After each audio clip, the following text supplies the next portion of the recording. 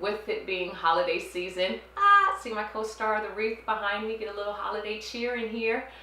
We talk about giving gifts so much, but you know, in Western society, our gifts have been focused, especially this time of year, on material things that we can buy. But really, our greatest gifts that we can offer those around us, ourselves, and the world are really the gifts that we have inside. And I've been running from sharing my gifts for a long time in the past. Shout out to University of Santa Monica. In one of my classes, we've been talking about gifts. And yeah, it just came to me yesterday to share the experience that other people may have similar to me as far as not recognizing gifts as gifts and experiencing them as burdens. Many of you may or may not know about me, for those that know me personally, is that I am very intuitive, and I did not know what it was. And so sometimes I would be out, like getting groceries or something, and I would just get messages for people, and I didn't understand what was happening, and it was definitely not very logical. I would start to feel anxious, and I would be like, they're gonna think I'm crazy, and I wouldn't have the courage a lot of the times to relay the message. And sometimes it wouldn't be so deep. And one time I did relay a message. I was at Bed Bath & Beyond, and the woman who was checking me out at the register, I just heard this message, ask her when she's gonna quit smoking. And so I did, and at first it took her off guard. She said she had been thinking about it most recently for the last couple days. And so now that I understand it better, I can see how it's really of service to myself and others. And I had this inspired thought, really, that the intention of our gifts are really joy. And oftentimes our gifts, we feel different or out of place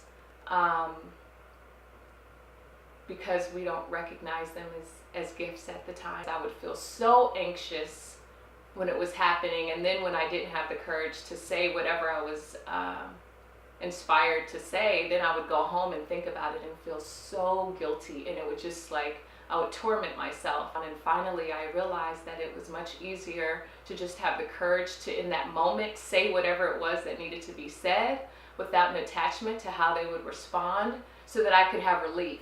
At least that way I may never see them again, and it wouldn't haunt me, or I'd be carrying it with me later. So that's how I came to some resolution, and I still don't do it all the time. I'm working on it, which is why I'm doing this video.